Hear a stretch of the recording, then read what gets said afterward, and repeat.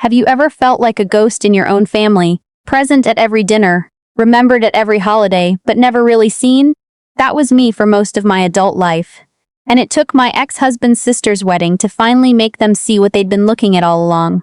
My name is Brooke. Wait, no, let me start over. I'm not Brooke. I'm just a woman who spent too many years trying to shrink herself small enough to fit into a family that never wanted her full size. My daughter's name is Ivy. She's 7. She has my stubborn jaw and her father's curly hair, and she is the single best thing I have ever done with my life. When my marriage to my ex-husband fell apart 3 years ago, quietly without much drama the way a fire goes out when it runs out of oxygen, I moved back to Hamilton with Ivy and a minivan full of boxes and exactly no plan. My ex-husband's name doesn't matter. What matters is his family, specifically his mother. I'll call her what Ivy calls her, Grandma Jean. Except Ivy doesn't call her that anymore. Because Grandma Jean made it very clear that once my marriage ended, my daughter and I were no longer her concern. I found that out the hard way, about 4 months after the separation, when I called to ask if Ivy could still come to the family Easter dinner. There was a pause on the phone, one of those pauses that contains an entire verdict inside it, and then Grandma Jean said, very evenly, "I think it's better if we keep things tidy, don't you?" Tidy, that was the word she used. Like Ivy and I were a mess that needed cleaning up. I said I understood. I hung up the phone and sat in my car in the parking lot of the Fortinos near my apartment for about 20 minutes, not crying. Just sitting there with the engine running, feeling the specific cold of a Canadian's March pressing against the windows. That was 3 years ago. In those 3 years, I built something. I want to be careful here because the last thing I want to do is make this story about money. Because it isn't. But context matters, so I'll say this. I had a background in commercial real estate law. I'd been working as a paralegal for 6 years before Ivy was born, and when I went back to work after the separation, I went back hard. Within a year, I had my full law clerk certification. Within 2 years, I was senior clerk at one of the larger real estate firms in the Hamilton-Burlington corridor, managing files that moved millions of dollars in commercial property. I say this not to impress anyone. I say it because when Grandma Jean looked at me across a parking lot 3 years earlier, she saw a woman with a 7-year-old in the backseat of a Honda Odyssey and nothing else. She wasn't entirely wrong about the Honda Odyssey. I still have it. I love that van. But the rest of the picture had changed considerably.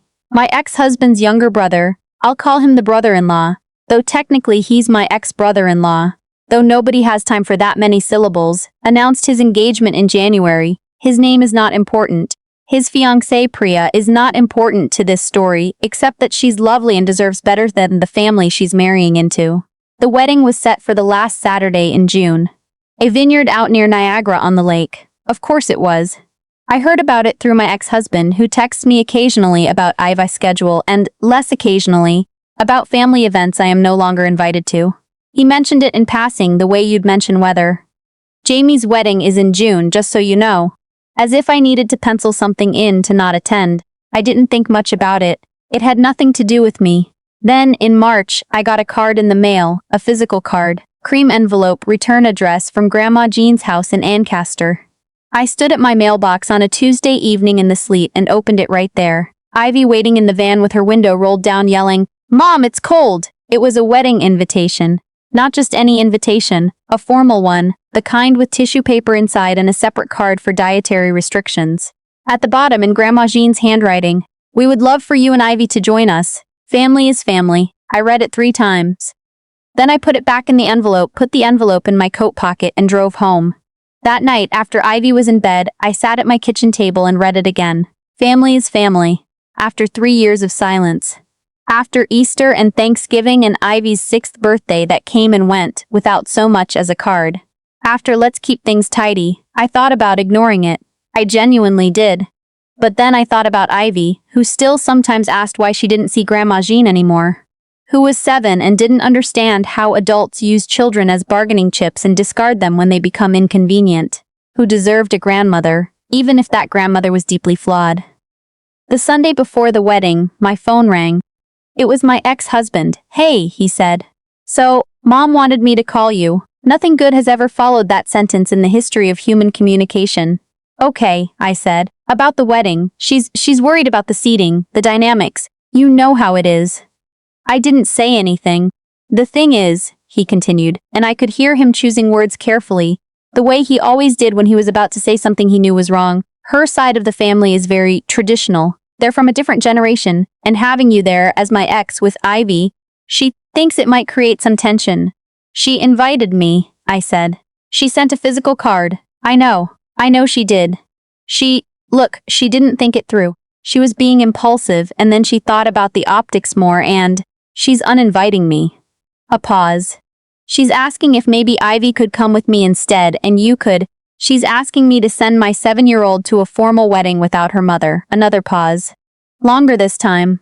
I think she just feels like you being there might make things awkward. With the family. With the new people coming into the family. Priya's parents are. They're quite established. Her father is in provincial politics. Mom is worried about me embarrassing her. He didn't answer, which was, of course, an answer. I took a breath. A very slow, very deliberate breath. Tell your mother, I said, that Ivy and I will not be attending. I hung up.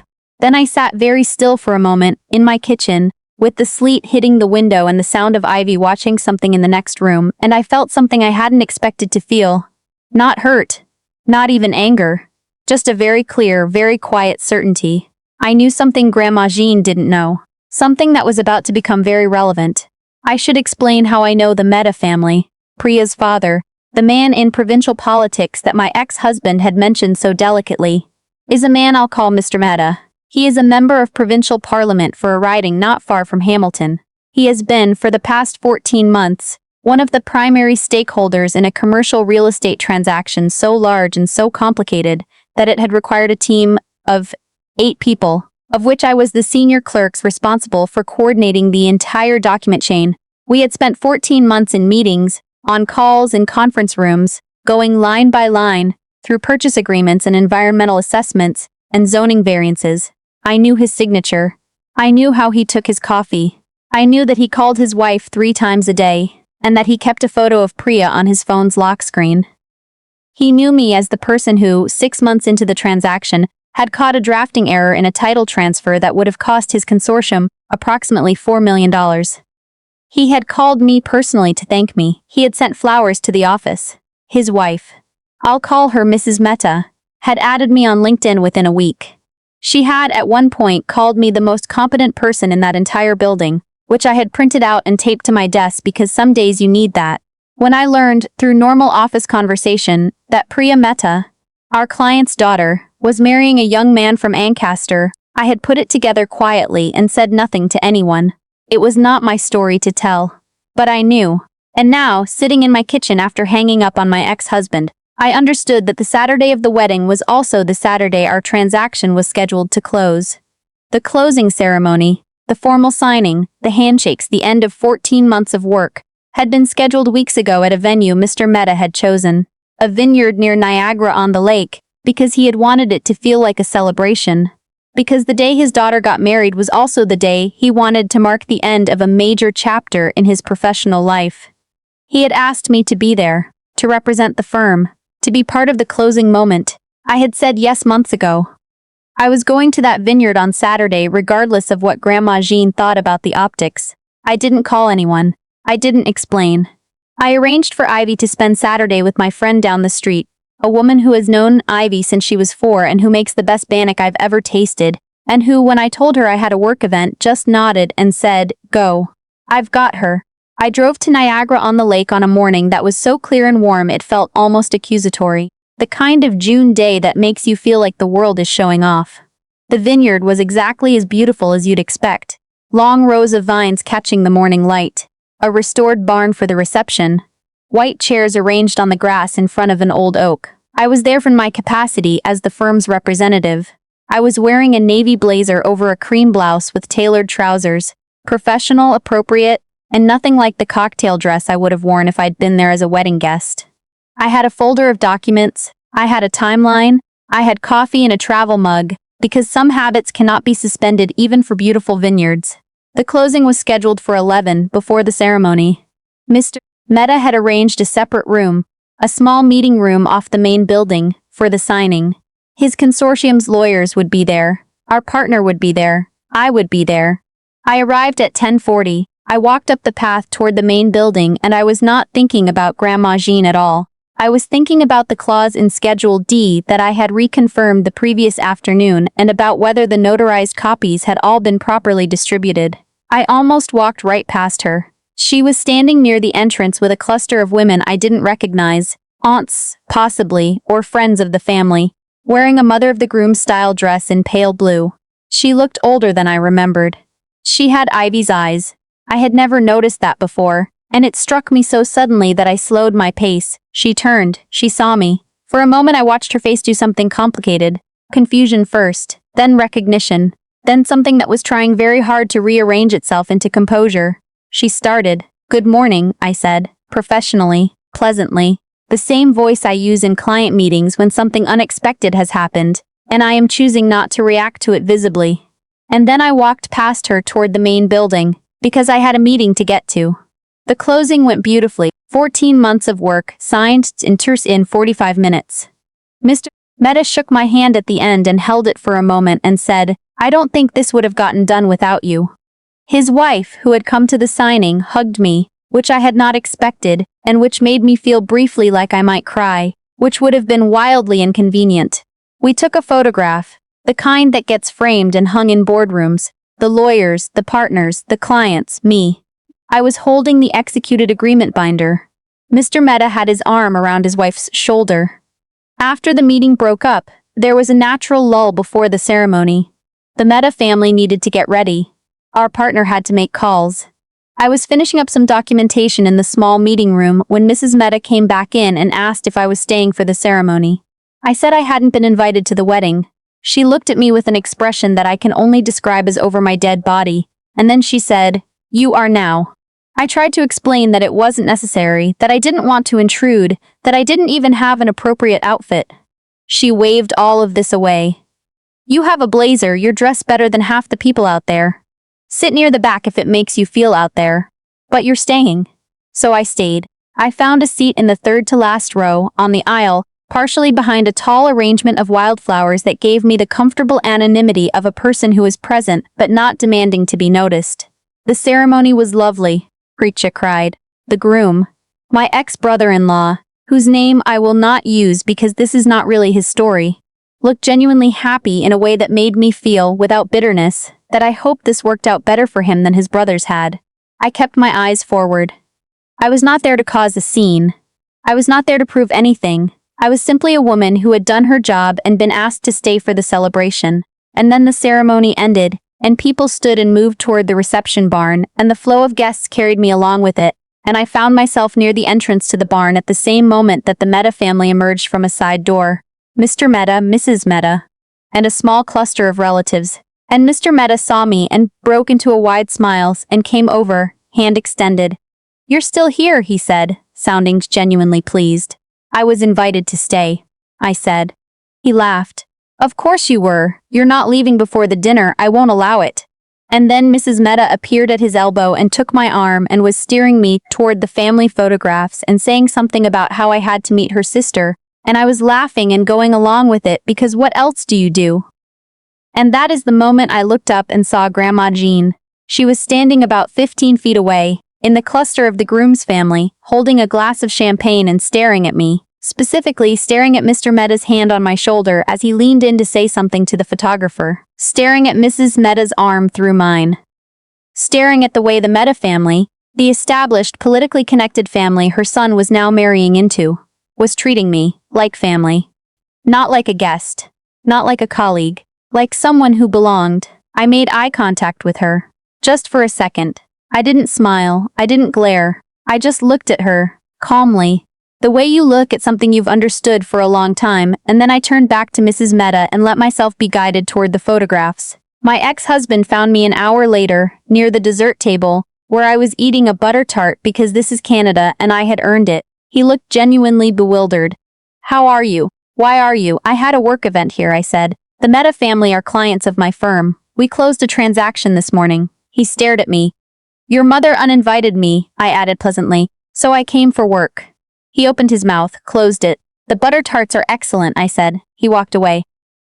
I finished my butter tart. Grandma Jean approached me near the end of the evening. I had been saying goodbye to Mrs. Mehta, who had hugged me again and extracted a promise that I would come to their cottage near Perry Sound sometime this summer, and I was feeling the particular warmth of having spent a day among people who genuinely liked me, which is not something I take for granted. Grandma Jean appeared at my elbow when Mrs. Mehta had gone. She was quiet for a moment. I waited. I didn't realize, she said finally, that you knew the bride's family. I've worked with Mr. Mehta's consortium for over a year, I said. She was quiet again. You've done well, she said. It cost her something to say it, I could hear that. I looked at her for a moment. This woman who had used the word tidy, who had sent a card that said family is family and then unsent it through her son, who had given Ivy her eyes without ever really looking at Ivy. I have, I agreed. And then I said, Ivy asked about you last week. She wanted to know if you were okay. Something moved across her face.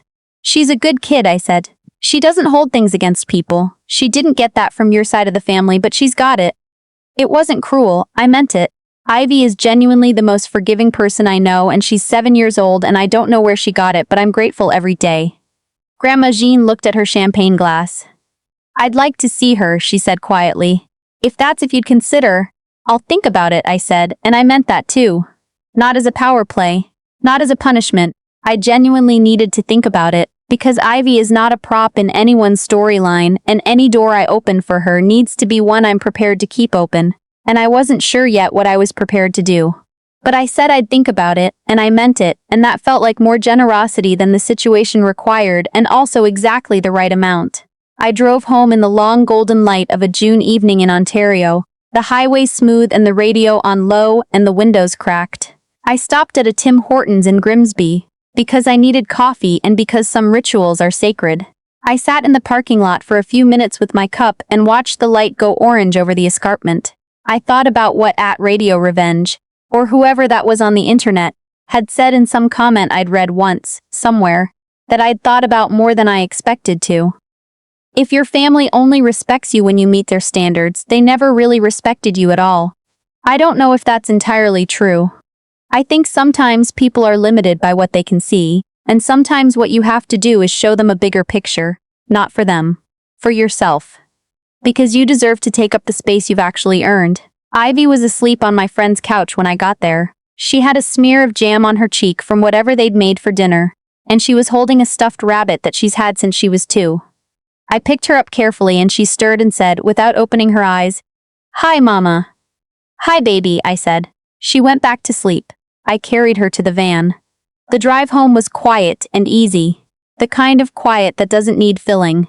I had shown up where I was told I wasn't wanted, done my job beautifully, been embraced by people who valued me, and come home to the one person who had always thought that I was enough. I couldn't think of a single thing that needed to be different.